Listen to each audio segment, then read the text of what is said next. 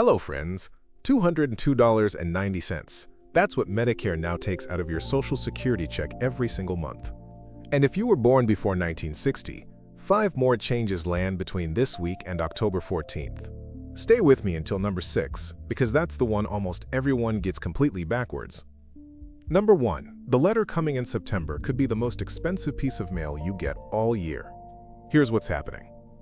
For the past few years, Washington has been quietly paying insurance companies extra money through something called the Part D Premium Stabilization Demonstration. That program held down the monthly premiums on standalone Part D drug plans. The plan's millions of retirees on original Medicare use for their prescriptions. That support ends after 2026. Starting with the 2027 plan year, insurers set their premiums with no cushion underneath them. Nobody can tell you today exactly what your plan will charge, but the direction is not your friend. And the first hard evidence arrives in your mailbox in September, in a document called the Annual Notice of Change. That letter lists your 2027 premium, your new deductible, and every drug your plan is dropping from its covered list. The typical mistake, and it quietly costs people hundreds of dollars every single year, is letting the plan auto-renew without ever opening that envelope. If your premium doubles and you do nothing, you pay the higher price all 12 months of 2027.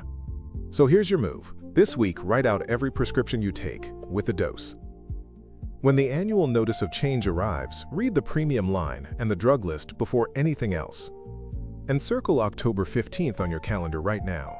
That's the day Medicare Open Enrollment opens, and it runs only until December 7th. Those weeks are your one window to switch to a cheaper plan for 2027. You won't have to compare plans alone either. The Plan Finder at Medicare.gov lines up every plan in your zip code against your exact drug list, and your state health insurance assistance program will walk through it with you for free. Number 2. That $202.90 I opened with. That's the standard Part B premium for 2026, and it comes out of your Social Security payment before the money ever reaches your bank. It jumped to $17.90 this year, up from $185. The annual Part B deductible rose $26 to $283. Now put that next to your raise. The 2026 cost of living adjustment was 2.8%, which moved the average retirement check from $2,015 to $2,071, a $56 raise. Medicare took $1,790 of it on day one, so the average retiree's real increase was closer to $38 a month before groceries and insurance went up. The mistake I see constantly: someone notices their deposit is smaller than the COLA letter promised, assumes Social Security made an error, and burns 3 hours on hold, when the difference is simply the new Part B premium coming out automatically. And some of you are paying more than $202.90 without knowing why. If your income 2 years ago sat above a certain line, Medicare adds a surcharge on top. And if your income has dropped since then, because you retired or lost a spouse, there's a form for exactly that, SSA-44, that asks Social Security to recalculate the surcharge based on what you actually live on now, instead of what you earned 2 years ago. Your move: pull up your benefit statement, the letter from December, or the online version, and check the exact Part B amount being deducted. If it's higher than the standard premium and your income has gone down, that's money you may be handing over for no reason at all. Number 3. The letter that can cut your check in half, and the 60-day clock attached to it. Social Security has been mailing overpayment letters, and some retirees have opened envelopes claiming they were overpaid $14,000 between 2022 and 2024. Not because they did anything wrong, but because of the agency's own calculation errors. The letter demands repayment within 30 days. And here's the part that hurts. For new overpayments, the default rule is that Social Security withholds 50% of your monthly benefit until the debt is cleared. Picture a retiree getting $2,000 a month, one letter, and suddenly they're living on $1,000 until $14,000 is paid back. The typical mistake is freezing. People set the letter aside because it's frightening, the 30 days pass, and the withholding starts. You have real rights here, but they run on a clock. You have 60 days to file Form SSA-561, a request for reconsideration, which tells them the overpayment amount itself is wrong. And separately, there's Form SSA-632, a waiver for when the overpayment wasn't your fault and paying it back would leave you unable to cover food, rent, or medicine. File before the withholding begins, and you can stop that 50% cut while your case is reviewed. Your move this week. If there's a Social Security envelope sitting unopened on your counter, open it today, find the date printed on the letter, and count your 60 days from there, not from the day you finally read it. And keep holding on for number 6. The October announcement everyone will celebrate is actually a warning, and it's the one to get right. Number 4.